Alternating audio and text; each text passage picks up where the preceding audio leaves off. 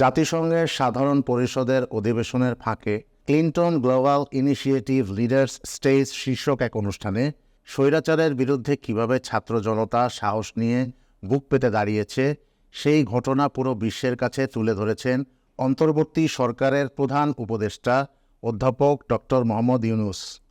বক্তব্যের শেষ দিকে তার বিশেষ সহকারী মাহফুজ আলম সহ মোট 3 জনকে স্টেজে ডেকে এনে আন্দোলনের তাদের ভূমিকা প্রকাশ করেন। তাদের সঙ্গে স্টেজে ওঠা তৃতীয় ব্যক্তিকে নিয়ে বিতর্কের সৃষ্টি হয়েছে। প্রাথমিক অভিযোগ উঠে সামাজিক যোগাযোগ মাধ্যমের পোস্ট থেকে, যেখানে বলা হয় আওয়ামী লীগ পরিবারের জাহিন রোহান রাজিন ডক্টর মোহাম্মদ ইউনূস স্যারের সঙ্গে সমন্বয়ক পরিচয় বিল ক্লিন্টনের প্রোগ্রামে আসেন। ফেসবুকে ভাইরাল হওয়া এক ছবিতে ওই তরুণকে বিগত আওয়ামী লীগ সরকারের স্থানীয় সরকার মন্ত্রী তাজুল ইসলামের সঙ্গে দাঁড়িয়ে থাকতে দেখা গেছে।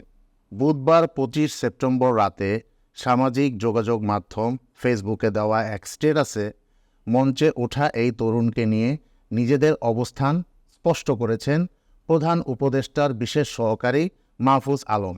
সেই তরুণ অনুপ্রবেশকারী বলে জানিয়েছেন প্রধান উপদেষ্টার এই বিশেষ সহকারী। উল্লেখ্য, ক্লিন্টন গ্লোবাল ইনিশিয়েটিভ আয়োজিত ওই অনুষ্ঠানে ডক্টর ইউনূস তার বক্তব্যে তরুণদের ভবিষ্যৎ বাংলাদেশ গড়ার প্রত্যয়ের কথা জানান।